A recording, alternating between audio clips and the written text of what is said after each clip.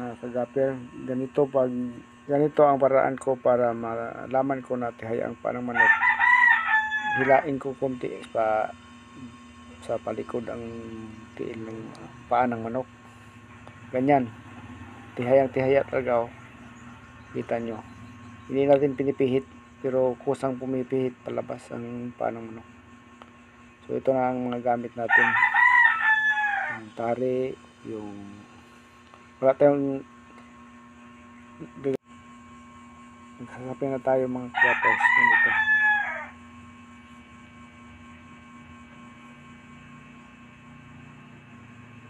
Ito, sariling pamaraan ko lang ito. Ito lang, hindi naman dapat na sundin nyo talaga. So, sa ganito, tihaya ang paa, ganito ang sarili kong pamaraan sa sasapin. Hindi na ako gumagamit ng tiger boots. Gagamitan ko na lang ng sinasabi nilang traditional na pagsasapin.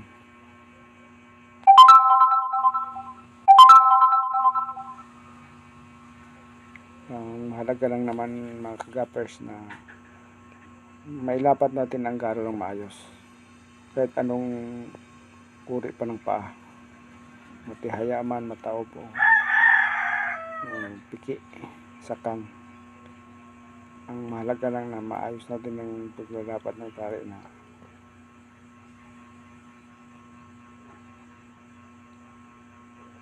makuha pa rin natin ang hinahanap natin asinta. At ang pinakamahalaga mga kagappers na maiwasan talaga natin ang pamimilay ng manok na tinatarian natin, kasi pag mamimilay talaga ang manok na tinatarian natin, kahit anong husay pa ng pagtatari natin, walang kwenta pa rin. Maglalagay na tayo ng kalang mga kagappers. Maliit na kalang lang ating gagamitin kasi tihaya ang paa ito. Pag gamitan ito natin ng malaking paunan, baka hindi na makuha ang asinta, lalabas ng tari natin. Kaya mas safe na gagamit tayo ng maliit na paunan. Kaya lang, pag malaki ang garol ng tari ninyo, medyo malapad, hindi talaga maiwasan, nagagamit tayo ng malaking paunan. Pero sa akin, may mga garol ako na medyo masikip, kaya pwede na gagamit ng maliit na paunan. Ganyan.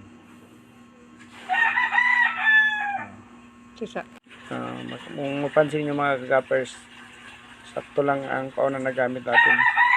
Nakapatong talaga ang garol natin sa ating paa ng manok at sa ating paunan. At kung mapapansin niyo, sa isang paglalapat natin, kung may adjust pa tayo dyan, kunting-kunti na lang, parang ayos na. Pero double check talaga natin na yung talagang lapat talaga, na kung pupustahan talaga natin 0-0 talaga ang site. Ganyan, kunting ayusin lang yan mga kagappers. Tingnan nyo, kasi ang palo ng manok mahalaga.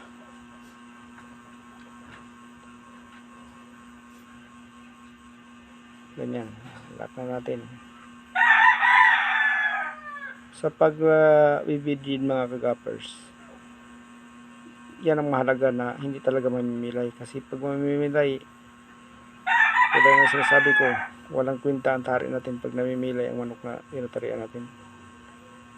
Hindi na yan papalo ng maayos. Ang mahalaga dito ay hindi iikot ang tari natin at hindi rin mamimilay ang manok. Ganyan lang. Tansyahan na lang yan kung gaano kasikip. Kasi pag sobrang sikip na, baka hindi pa na bibitawan ang manok natin sa gradas na hindi na niya maihakbang ng maayos ang kanyang paa. Itong manok na tinatarian natin, mag-aapat na buwan pa ito, batang bata pa ito. Kung hindi natin ito mabibidira ng maayos, hindi ito maglalakad ng maayos kasi batang bata pa ang mga paa nito. Kaya dito natin kikita talaga mga kagapers kung ang pagbibidbid natin ay sakto lang ba talaga o hindi, kasi papalakarin natin itong manok na ito mga kagapers.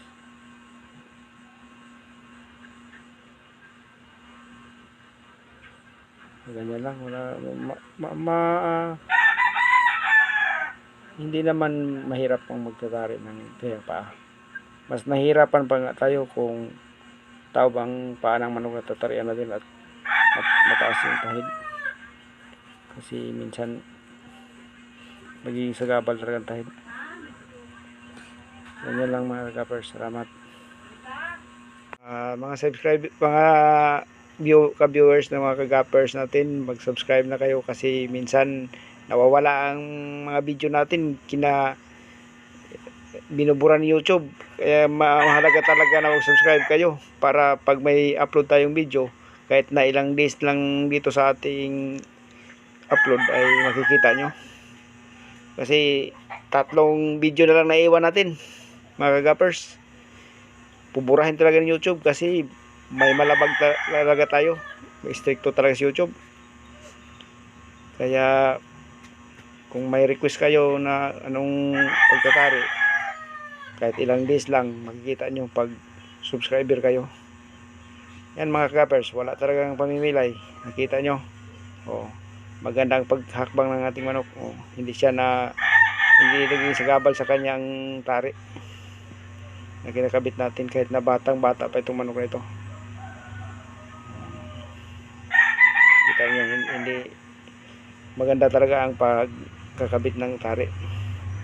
Yan mga kagapers, subukan mo ganyang asinta.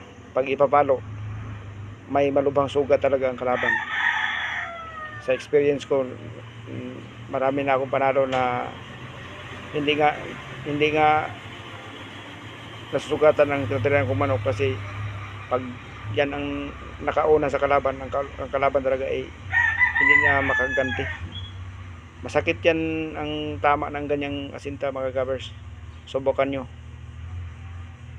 Kasi mga manok ko nga ganyan, Bisaya nga yan, pero pag yan ang itatari natin, basta magsasalto lang yan, isang palo lang talaga ang kalaban. Salamat.